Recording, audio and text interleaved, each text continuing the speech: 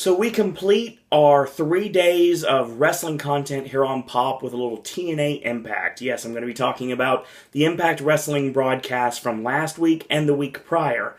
So, that being said, it's now official that you're going to get NXT on Monday, Raw with me and Ashley, that podcast on Tuesday, and Impact every Wednesday. Now, granted, when I go to Florida, that pretty much gets thrown out the window, but you guys know, when I leave, obviously, I don't do wrestling recaps. I might, it just kind of depends. I have a way to do so. We'll see what happens. Now, it is Wednesday, and it's time to talk a little TNA Impact. So let's start with 2 weeks ago. The show starts out with Cowboy James Storm. He comes out with Koya. They have this watermelon that is painted up like Jeff Hardy. Appropriate. They enter the ring. The cage is already set up in place. The Revolution are not going to play any games. You're either with us or you're going to get hurt by us. Storm tosses the watermelon over the top of the cage, and of course it lands with a sickening thud and explodes. That's what happened to Jeff Hardy. Hardy comes out and he says, I may not walk right due to the fall, but as long as I'm standing, I'm still going to take you down. It's time for me to end this revolution once and for all. So Storm gets a distraction, so Manic can attack from behind. He tells Manic to break his arm, and of course Jeff ends up giving him the twist of fate on the floor, so he's down and out. Storm distracts again, so Abyss attacks, and Jeff takes him down with a chair. So they lower the cage top. Storm says, this time the hero will lose, and Jeff says, tonight this is all about Hardy's revenge. So your main event is set up for the evening, which is going to be Jeff Hardy against James Storm inside a steel cage. Lethal Lockdown style, but not with teams, just a topped cage with weapons on top of it. Now, first off, this was the first show that was taped at the last run that TNA had at Universal Orlando.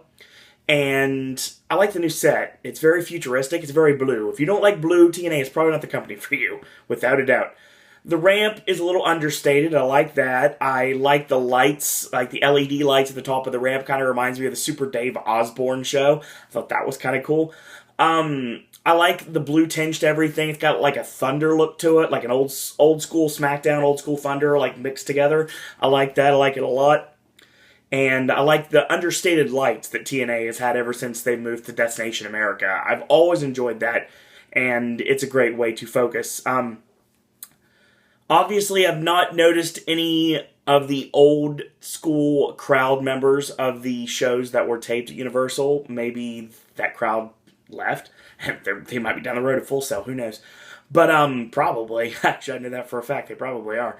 But, still, really interested crowd into the show, and they obviously are wanting to see Jeff Hardy. They love Jeff Hardy at the Impact Zone, so I'm really curious to see what happens with the main event. So the Beatdown Clan make mention of the fact that Samoa Joe left the company, but they basically said that they lost him, and that's a shame, it's a travesty, but they need to make a statement tonight.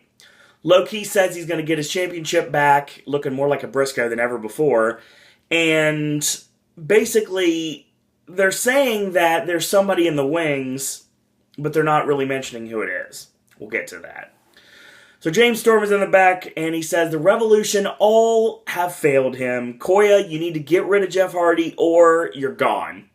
He slaps him in the face to try to hype him up a little bit, and we'll see if that goes anywhere.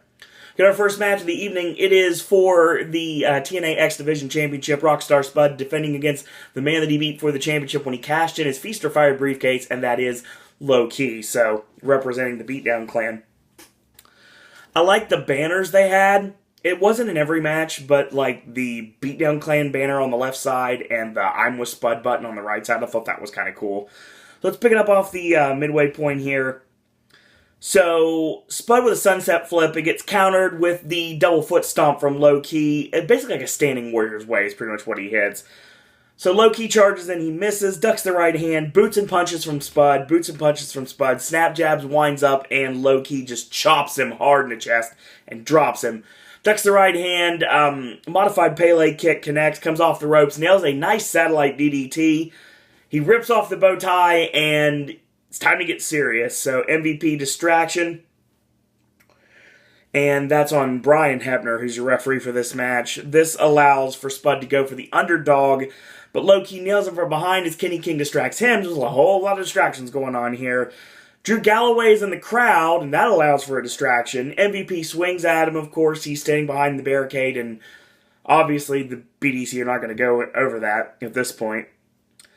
So Loki's momentarily distracted as well, and when he tries to take back advantage on Spud, he gets rolled up in an inside cradle, 1, 2, 3, and Rockstar Spud retains the X Division Championship and jumps up in Drew Galloway's arms because he facilitated that victory. I like this as a short match, short television match. I like Rockstar Spud a lot. He really has come a long way in a very short amount of time. So yeah, I'm really curious to see where he goes from here. We come back from commercial break. The Beatdown Clan are in the ring. Drew never should have got involved in business. This isn't a game, and he's going to end up in the hospital if he keeps up at his pace he's on right now. MVP calls out Galloway. He says, you know, if you don't come out, I'll just slap all your friends around. That's no problem. You think you're brave? Or dumb, Galloway says, well, you're a little bit of both. I'm going to stand up for wrestling, and we're going to see who's willing to stand up beside me. The fans are the voice of wrestling. The fans love wrestling. They're tired of the Beatdown Clan, and they want competitive matches. Kenny King's like, you know what? You're a loser. And, what, are you trying to be William Wallace or something?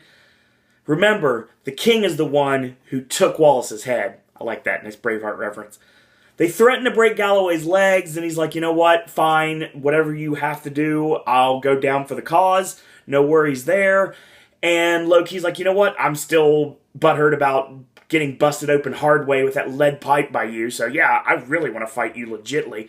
So, he challenges Galloway, and two unfamiliar superstars jump the barricade, ends up being the former Camacho and Sean Ricker. So yes, yet to be named as of this moment, but yeah, they jump the barricade, everyone brawls, and they end up clearing the ring. Galloway gets on the mic and says, this is wrestling, this is professional wrestling, and this is the Rising. So yes, Galloway now has people backing him up in his ongoing war against the Beatdown Clan. I like this a lot. Taking two superstars that are not known very well. Obviously, you look at Camacho, the son of Haku, of Ming, depending on how you know him. And Sean Ricker, he's that connection to, I believe The Rock had some sort of a competition show. He was a part of that. So yeah, doesn't really have a WWE connection, but he kind of is like somewhat there. But yeah, I'm curious to see where we go with this. And the Beatdown Clan are showing the back. They're fuming mad at this point. MVP's like, you know, relax. We can play this numbers game better than anybody else. Now, let you know right now, it's time to make the call because he's ready. Remember that person I said that was going to join the Beatdown Clan soon? Yeah, I think that's who they're talking about. Let's just say only code that comes to mind right now is 187. Yeah, pick up what I'm putting down. Awesome Kong in action against Brooke up next. Really short match, but let's talk about the finish, shall we? Brooke tries, and she keeps getting mowed over. Let's get to the match. So, a boot in, a powerbomb is countered into a Kidman special, which is a face buster out of a powerbomb. So, hits the elbow drop off the top, gets a 2 count off of that. Middle rope gets caught with a goozle. Choke slam, implant buster, 1, 2, 3. So, Kong wins. She shoves Hebner, grabs Brooke, nails the implant buster yet again, gets a table from under the ring, sets it up, and Taryn attacks from behind. So the Knockouts champion saves Brooke's life basically right there. She gets slammed forehead first into the guardrail, which actually looked kind of sick to be honest. Tosses her in, and Taryn fights back with forearms and a front drop kick. Hits a middle rope shotgun drop kick. Kong charges. Taryn low bridges. She's over the top rope to the floor. Taryn dives off the apron. Kong catches her and whips her hard into the steps. Picks her up. Power bombs her straight through the table. Oh my god, that table just exploded. Literally, it totally exploded. It just like broke right in the, not in the middle. It like pieces were flying. It was awesome. It was a great visual. So yeah, obviously we're building towards Taryn Terrell and Awesome Kong, and I'm sure Gail Kim has something to do with this as well. So a 3-way feud for the Knockouts Championship, and I think that is the right direction to go, without a doubt. Taryn Terrell, Who would have known when she was working in WWE as Tiffany that she would end up being something really, really special? And I'm very happy to see that she's become not just another very, very pretty face. She actually can definitely wrestle. And the stunt work she does definitely allows that to not care what happens to her. So, Austin Aries is in the back congratulating Kurt Angle. And he says, you know what, you deserve your celebration tonight. But he holds up his briefcase, his Feast or Fired case, like, you know what, maybe there'll be another celebration tonight. So in the back, we get Koya just jumps Jeff Hardy, and Jeff Hardy just makes him pay. Beats him down with a TNA wrestling ladder, and whips him with beer bottles 4 times over and over again. So Koya's been taken out. Sonata's out, Manic's out. Literally, Jeff Hardy's taken apart the entire Revolution. Abyss is out.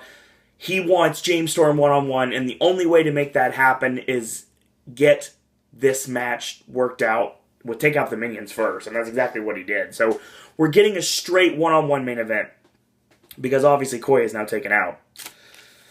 So Kurt Angle comes out for his victory celebration, because last week in a tremendous match, he defeated Bobby Lashley for the TNA World Heavyweight Championship. He thanks the fans. He said he's been on the top of the mountain 13 times, but this time it seems a little different. This is my proudest moment so far. Here comes Ethan Carter III out to the ring with Tyrus. Kurt, you know what? You're an inspiration to the fans. The boys in the back, you know what? Even to me.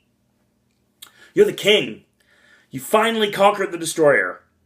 But you know, going 18 months undefeated, yeah, that's quite an accomplishment in its own right. And defeating every single TNA Hall of Famer on the roster? Yeah, seems kind of impossible. He puts Angle on notice in a promo that I've been wanting to have happen for a long time, finally sending Ethan Carter III towards the world title, which I know is the right end game here. He will defeat Angle for the championship. Angle disagrees. Here comes Bobby Roode. He says, you know what, if there is a title conversation, I need to be a part of this. I had the championship stolen from me, and I never got that one-on-one rematch. Carter goes to talk. Roode tries to shut him up. He says, you know what, I respect Kurt Angle, and he deserves this moment, but you know what, no one is more deserving of a title shot than me. Cue Eric Young. Showtime comes out. He's like, I'm going to stop Bobby Roode. I'm better than Bobby Roode. And Roode, of course, reminds him, you know, I kind of beat you the last 2 times we faced off. You know, the last man standing match. And yeah, I kind of had your number a couple of times. EY stands in front and is like, you know what? As long as I'm here, you're never going to get close to the championship again. Here comes Austin Aries out with a Feast or Fired briefcase. Hello, remember me? I got that guaranteed shot. I'm holding your fate in my hands right now. My fate in my hands right now. But you know what? This is Kurt Angle's moment. You know, you guys need to just chill out right now. All of you have had this moment. Well, Ethan hasn't, but here's some champagne. So Aries breaks out a bottle of champagne. But will we celebrate Angle's win, or he holds the case up in the air, or my win? Angle's like, you know what? If you want to cash in right now, go right ahead. If you want to feel froggy, just go ahead and jump. I'm ready. Of course, Angle says he's ready for everyone. Wants a fight, doesn't care who it's with. Name the time and place. He goes to leave. He's confronted by Lashley. Lashley deserves the rematch. Angle's like, you know what? We can do this right now, right here. So the referees come out and separate Angle and Lashley. Everyone brawls. At one point, Mr. Anderson comes down, and we got ourselves a 6-man tag for the next match of the broadcast, and it's Ethan Carter III, Tyrus, and Eric Young taking on Austin Aries, Bobby Roode, and Mr. Anderson. Let's pick it up off the midway point. So Tyrus hits the Sheeplex on a Roode, tags an EY, he makes a cover, 1-2, and a kick out. So elbow to the back of the neck, whip in, back elbow catches him, gets a 2 count off of that. Tags Carter in, he chokes him on the middle rope, distracts the referee, and EY boots the side of the head of Bobby Roode behind the referee's back. So Carter starts stomping away on Roode, snapmare into a modified half Nelson, and he elbows his way out of it. They trade punches, whip, drop down, and both men collide with their heads at the same time. Both men are down. Tags in EY. Elbow to Bobby Roode, and he goes for the pile driver, gets countered, backdrop out of it, and Hot tag to Austin Aries. Comes in, slingshot senton, and a forearm for Tyrus. Then one for Ethan Carter III. And then one for Eric Young. So he whips him in. EY puts on the brakes. He charges in. Backdrop. Aries lands on the ring apron. Shoulder block. 6, 7, 8, 9 overhand rights. And he rings EY's bell for good measure. Sends him over the top rope to the floor.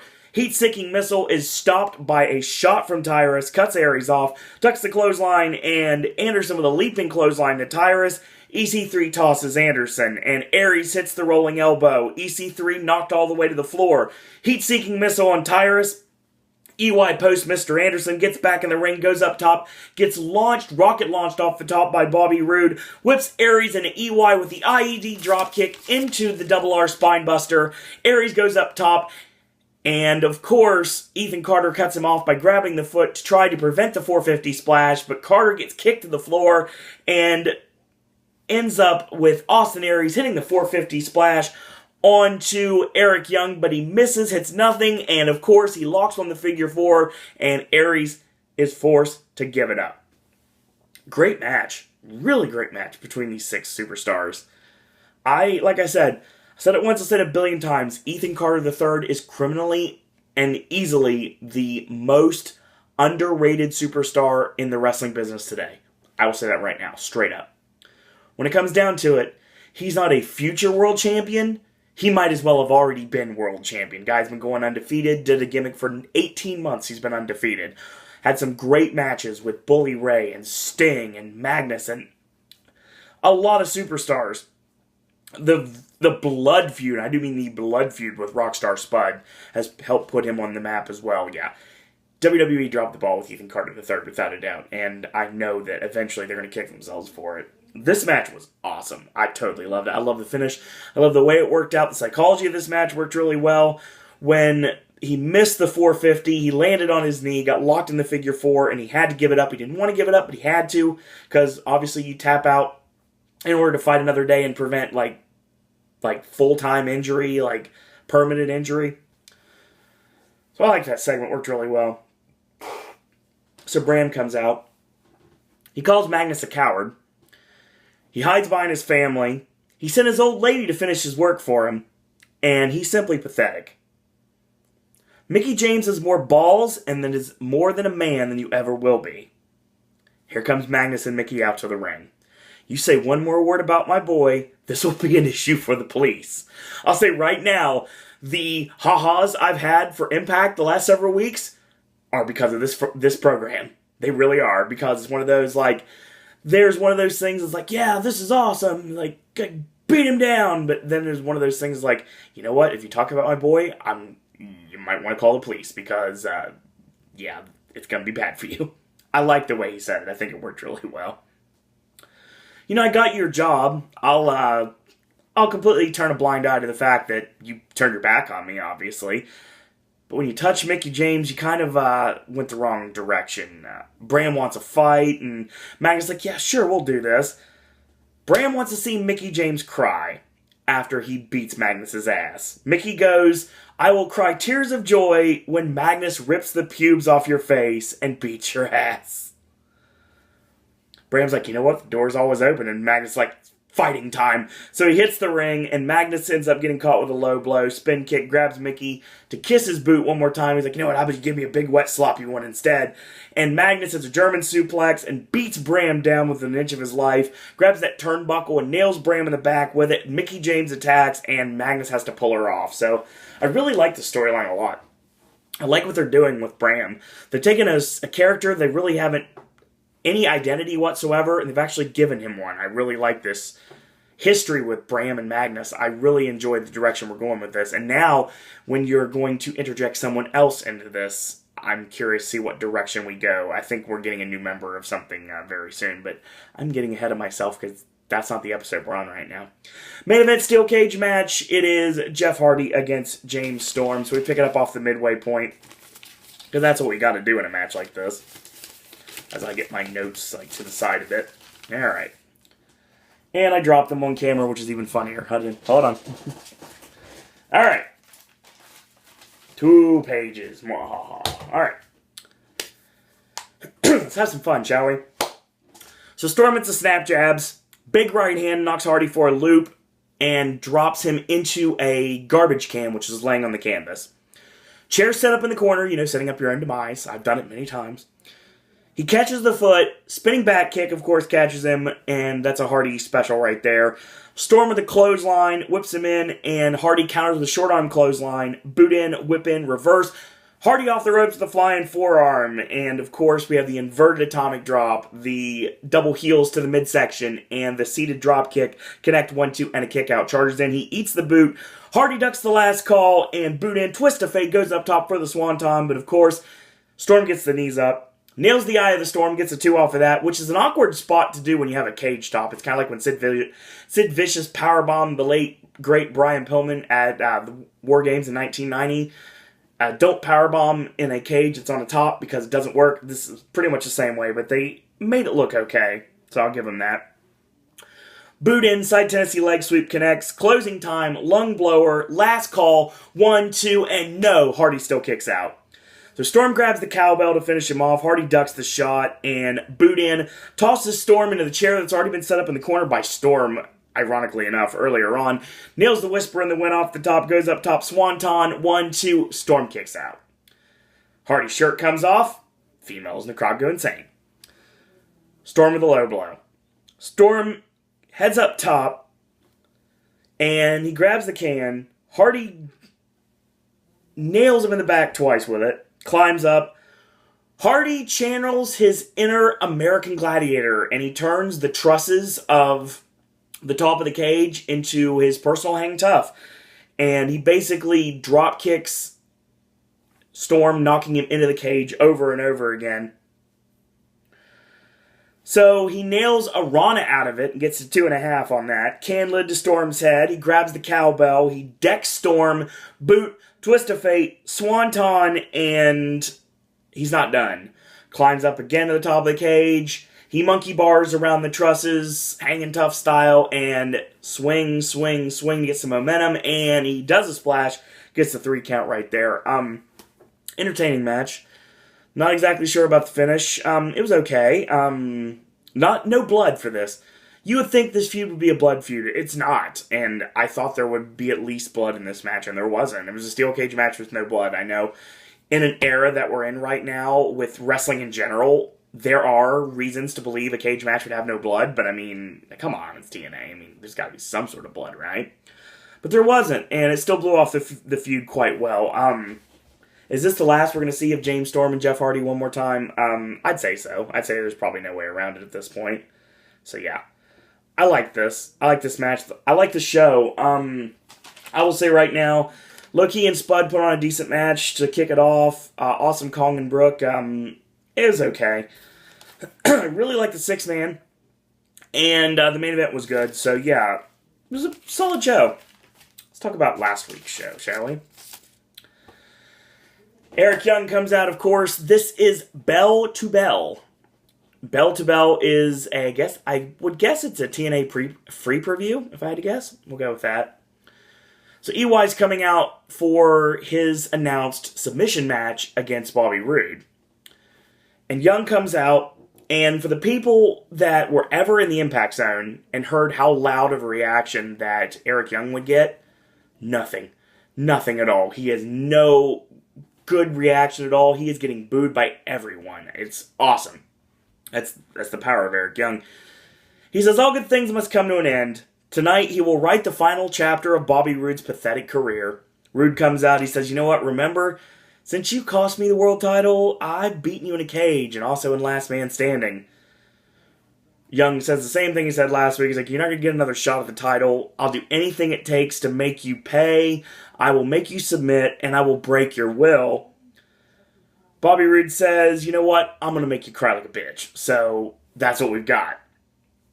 And Showtime is wearing the good old-fashioned Greg the Hammer Valentine shin guard.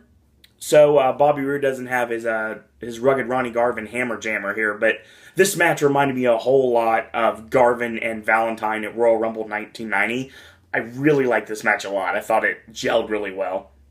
But subtract the Scorpion Deathlock or the Deathlock or the Sharpshooter, depending on who's calling the match, for the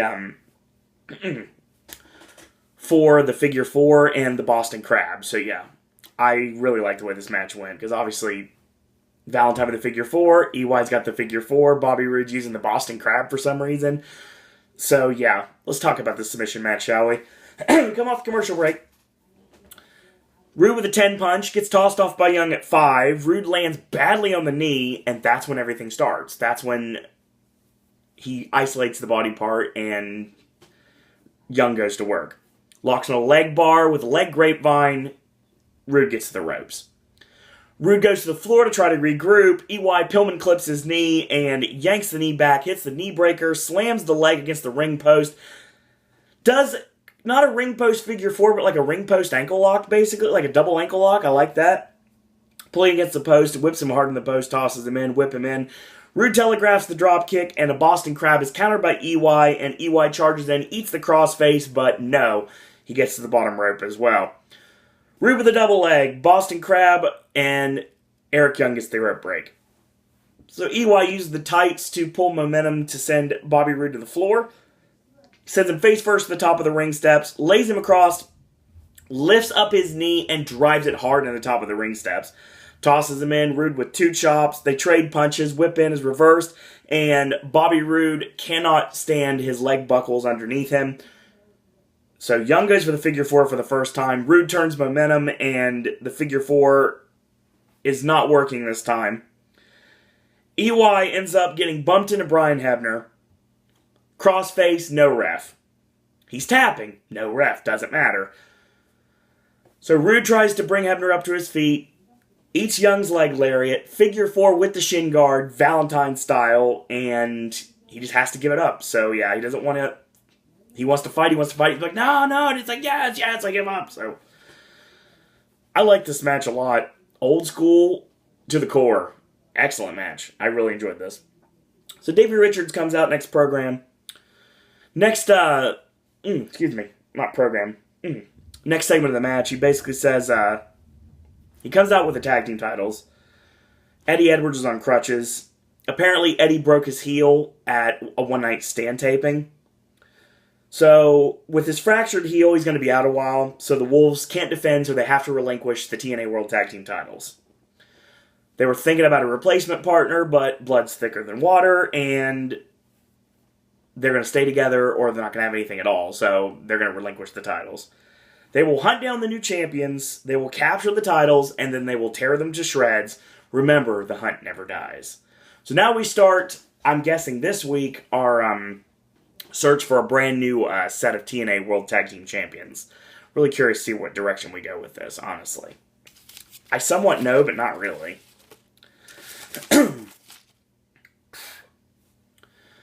So we find out in the back, if Bobby Lashley wants something, he goes after it. Kurt Angle has what he wants, but he's going to get it back. Angelina Love comes out for her next match. She says, you know what? I've been blessed. I'm a great wrestler, and I'm a 6-time record-setting Knockouts champion. Now that I got rid of the dead weight that was holding me back, I'm going to prove that I'm just as good as Gail Kim, if not better.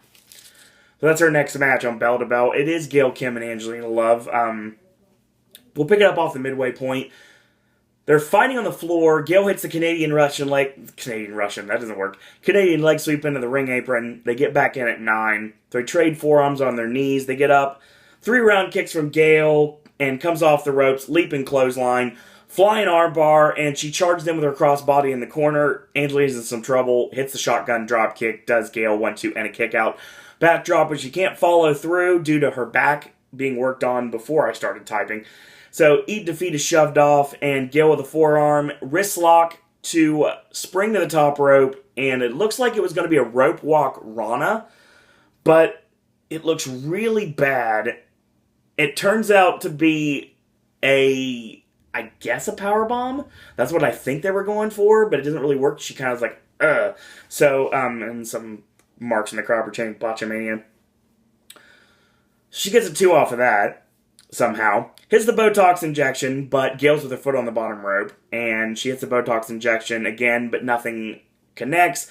Eat Defeat does this time 1, 2, 3, and the match is over. It was okay. It was an okay match. I really enjoyed, the ferocity in the beginning of the match. Thought it worked really well. I mean, that blind spot aside, I mean, like, high-risk maneuvers are just that. They are high-risk maneuvers. I mean, it may sound cliche, but it's true. I mean, you can make a huge mistake and really screw yourself up that way. So, kudos to them at least trying. We get the cast at Ghost Asylum going to Cowboy James Storm's compound, and a nice little brand integration between the two. Apparently, they're going to find out what's in James Storm's barn. Sure. Daddy said never go into the barn. Don't know why. Gets the Ghost Asylum guys to find out. Sure. We'll see. Falls Count Anywhere match up next. Bram against Magnus. I like this feud a lot, but crowd in Orlando didn't really seem to get into it very much as I would think they would. So Magnus gets whipped in, elbow face washes, a shoulder block, elbow face wash again, charges in, eats the back elbow, middle rope. Bram gets caught with a right. They trade punches with Magnus on the buckle. Magnus grabs his beard with a right hand, tornado DDT, both men are down. Mickie comes to ringside to cheer on her man, of course, and Magnus is like, what are you doing here? You need to go.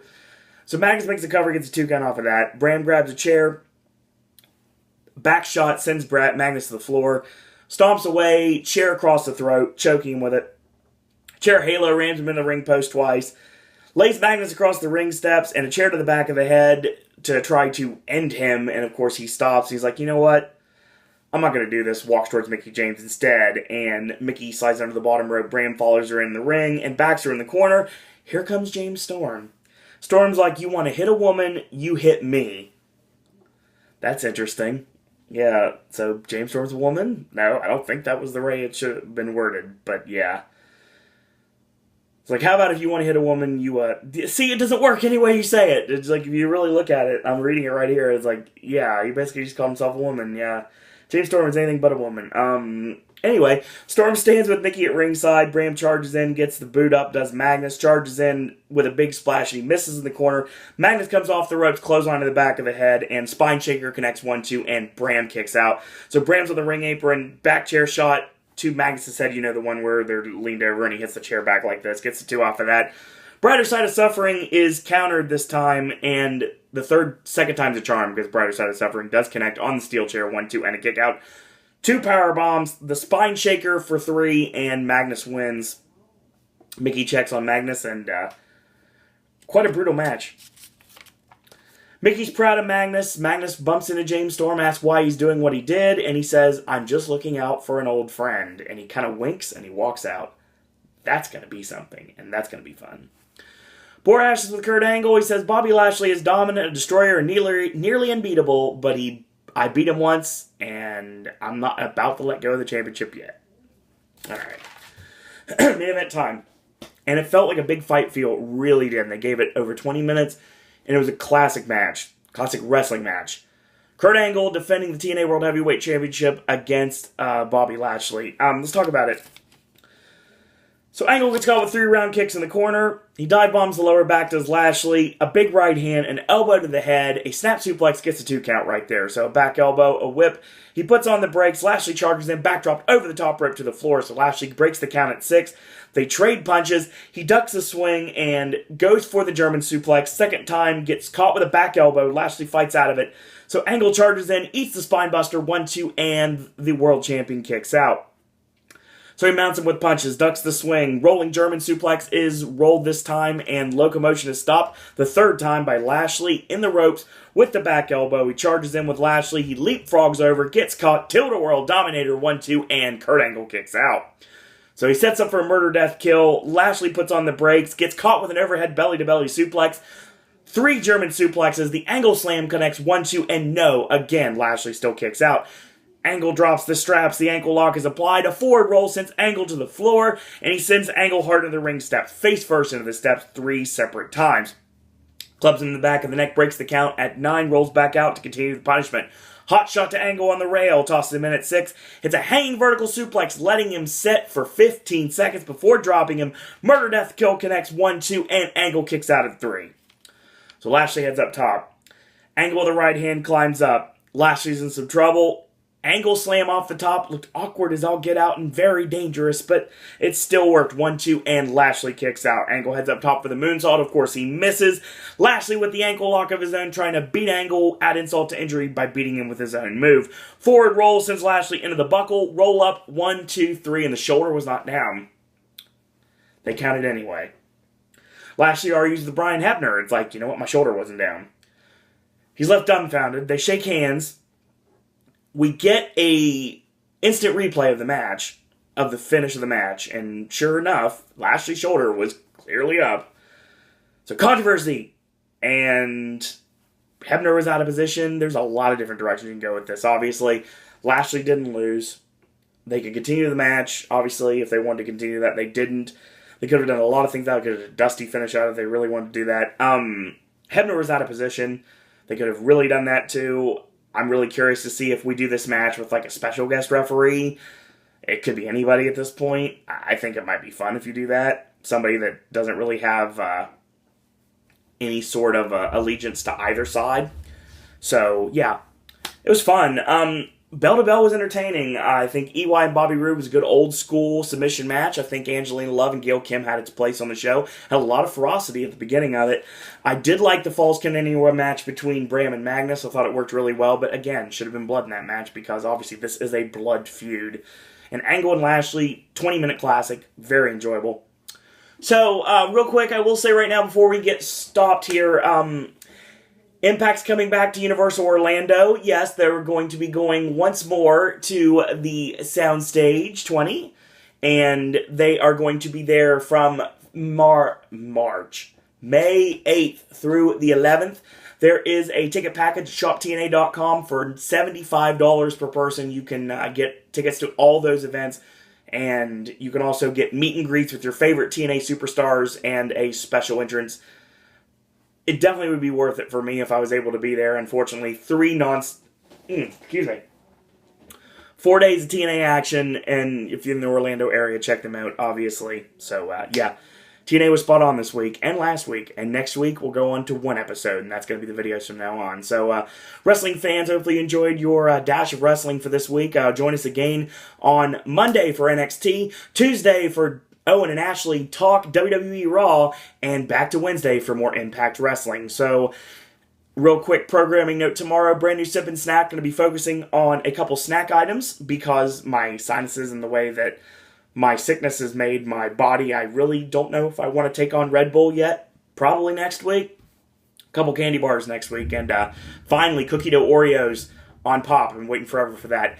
So this Friday, AJ's movie reviews, we're going to be tackling Longest Ride, whatever, and It Follows is official. There's going to be a couple of things that are going to be booked for that video. Some limited releases as well. Saturday, Ashley returns with Gaming with Ash. Sunday, brand new versus your cryptic comment is Divorce.